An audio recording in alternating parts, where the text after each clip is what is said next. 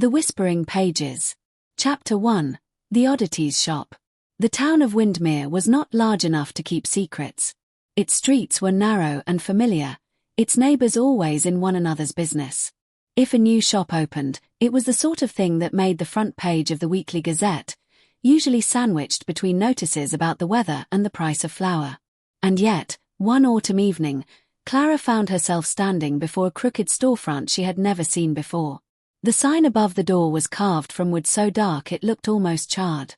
In faded lettering, it bore only one word: oddities. No name, no symbol, no hint of what might lie within. The glass panes were fogged from the inside, and a dim orange light flickered as though from a candle. Clara hesitated. She knew the town by heart. She had walked this street every day of her 16 years. How could there be a shop here she had never noticed before? The bell above the door tinkled when she pushed it open, though the sound was muted, as if it had traveled through water before reaching her ears. The air inside was heavy with dust and something sweeter, like wax melted too long. The shelves were crowded with peculiar things. Jars filled with what looked like shadows, cracked porcelain masks, feathers that gleamed as though dipped in moonlight. Every object seemed to lean toward her as she passed, as though eager to be chosen.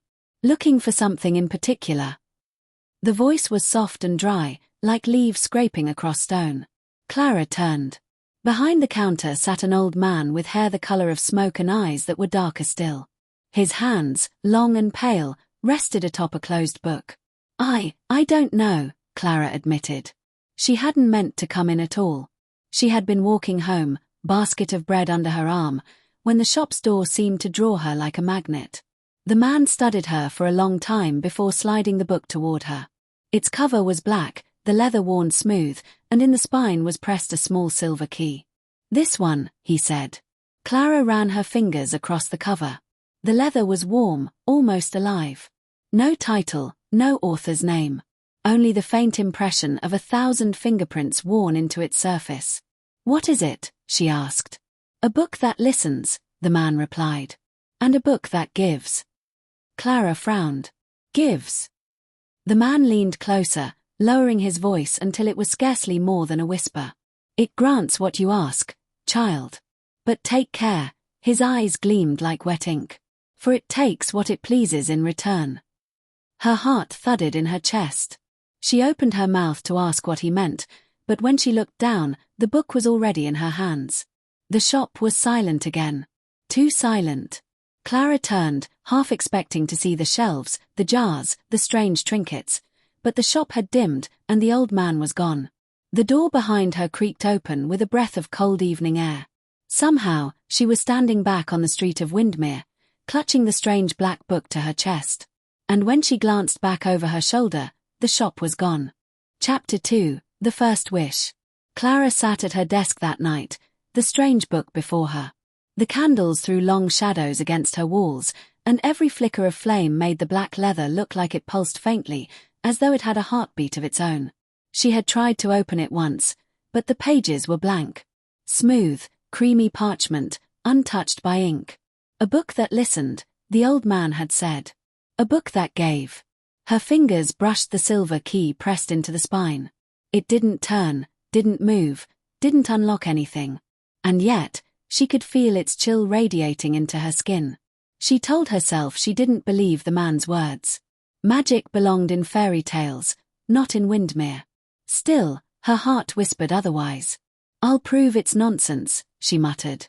Leaning over the blank page, she whispered her wish, feeling silly as she said it aloud. "I wish for a rose. A red rose. Blooming even though it's autumn." For a long moment, nothing happened. The book lay quiet, its blank pages unmoved. Clara exhaled sharply, half embarrassed at herself, and snapped it shut. But just before she blew out her candle, she thought she heard a rustle. A sound like paper stirring in the wind. The next morning, she woke to a sweet fragrance filling her room. On her windowsill stood a rose, crimson as blood, its petals fresh with dew though no rain had fallen. Clara's breath caught. The flower's stem grew from a crack in the wood, impossible, as though the house itself had given birth to it. She touched the petals. Soft. Alive. Real. Her heart raced. It wasn't nonsense. The book worked. But when she looked at the book again, lying closed on her desk, the cover seemed just a shade darker, as if something had sunk deeper into its leather. And she could swear, just faintly, that it was whispering. Chapter 3, The Gift of Healing. 2 weeks passed before Clara dared to open the book again. It wasn't that she wasn't tempted. The rose still stood on her windowsill, thriving in a season where nothing else grew. She often caught herself staring at it, wondering what else she might ask. But the memory of the shopkeeper's words haunted her. It grants what you ask, but it takes what it pleases. And then her brother fell ill. Elias was only 10, thin and bright-eyed, but he weakened overnight. Fever burned him, and the local physician shook his head with weary helplessness. Clara sat at his bedside as he shivered, her hands twisting in her lap. She could hear her parents whispering in the other room, their voices heavy with despair. Her gaze drifted to her satchel in the corner. The book was inside. Her pulse quickened. She rose, crossed the room, and pulled it out. The black cover was warm, as if it had been waiting. Sitting by Elias's bed, she whispered into its pages. "I wish my brother were well. Please. Let him be healthy again." The candle beside her flickered, guttered, and for a moment the shadows of the room stretched unnaturally long. And then it was quiet. Clara shut the book with trembling hands and pressed it to her chest, praying she had not been foolish. In the morning, Elias sat up, bright-eyed, his fever gone. He smiled at her, stronger than he had been in weeks. Their mother wept, calling it a miracle. Clara could hardly breathe. It had worked. Again. But later that day, when the town's hour struck noon, Clara froze. There was no sound. The great iron bell of Windmere's church, which had rung every day since before she was born, was silent. When she asked about it, her mother gave her a puzzled look. "What bell, darling?" Clara's stomach dropped. The book had granted her wish. But it had taken something too. And this time, it had stolen a piece of the town itself. If you enjoyed this story, don't forget to subscribe to my channel so you won't miss more eerie and fascinating tales. Chapter 4, Riches and Shadows. Her family struggled to pay rent. Winter pressed close. Clara, against her own vow, whispered to the book once more. "I wish for money. Enough to keep us safe this winter." In the morning, a purse heavy with gold lay in the pantry. Her parents rejoiced. Her father swore someone must have left it out of kindness. But as Clara walked through the town, she noticed something strange. The neighbor who always laughed heartily, filling the streets with cheer, his laughter was gone. His face was solemn, as though joy had never belonged to him. No one else remembered it. The silence was growing. Chapter 5, Whispers in the Night. The book no longer slept quietly. At night, Clara heard it rustle on her desk. Pages shifted as if stirred by invisible hands. Sometimes, just before sleep took her, she thought she heard words. "Ask.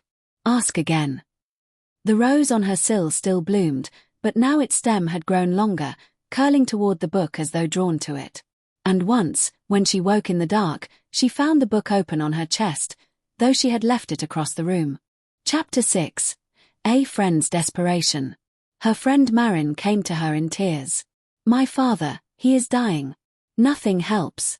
You always know what to do. Please, Clara, please save him." Clara's heart pounded. She thought of the book. She wanted to say no. But Marin's face, desperate and red from weeping, broke her resolve. That night she whispered, "Let Marin's father live." The book shuddered. At dawn, Marin's father walked into the square, healed. The town called it a miracle.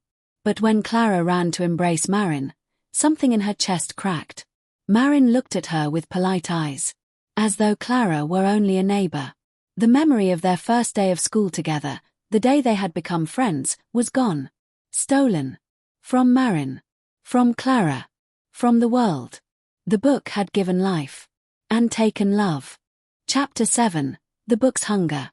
Clara tried to ignore it. She shoved the book into a chest, locked it away. But the whispers grew louder. It returned. No matter where she hid it, she woke to find it on her desk. Its pages seemed heavier, the parchment thicker with each wish she had made. One night she dreamed of a vast library, shelves towering into blackness. Every book bound in the same black leather. From within them came 1,000 whispers, crying, begging, calling her name. She woke screaming, the book lying open across her stomach. Chapter 8. The Breaking Point. Clara swore she would never use it again. Never. But then the storm came. Fierce winds flattened the fields, tearing the crops from the earth. Hunger loomed over her family and half the town. Her father's hands trembled as he counted the last of their coins. We will starve before spring. Clara's resolve crumbled. She lit the candle. She opened the book. I wish for food. Enough for all of us. The next morning, barrels of grain and sacks of flour filled their cellar. The family rejoiced. The neighbors marveled. But Clara stood frozen, for across the village square she saw a girl crying, clutching a doll with no face. The book had eaten it. An entire childhood memory. The whispers in her head grew stronger. More. More. More. Chapter 9. The Final Wish. That night, Clara sat in the dark, trembling. The book lay open before her, its pages now filled, not with her words, but with faint, shifting sentences she could not read, as though written in smoke. She wanted it gone. She wanted freedom. Her voice cracked as she whispered, I wish to be free of you. The book stilled. For the first time, there was silence. Then, slowly, the quill lying on her desk rose of its own accord. It pressed to the parchment. And in her own looping hand, words appeared. There is no freedom. Only the next wish. The letters burned as though branded into her mind. She tried to close the book, but her hands would not move. The whispers rose into a chorus. Pages fluttered. The rose on her sill withered in an instant. And then the pages opened wide, a storm of parchment and ink. Clara screamed as they pulled her down, her body vanishing into the black, her voice swallowed by the chorus of whispers. Chapter 10. The cycle continues. The next morning, Windmere awoke as always. Her parents remembered no daughter. Elias remembered no sister. The house felt emptier, but no one knew why. In the square, life went on. And on the edge of town, a shop stood quietly. Its crooked sign read oddities. Inside, on a shelf, a black leather book rested. It was warm, waiting. The door creaked open, and a traveler stepped inside, eyes curious. The shopkeeper smiled. His eyes were dark as smoke. This one, he said, sliding the book forward. And the pages whispered.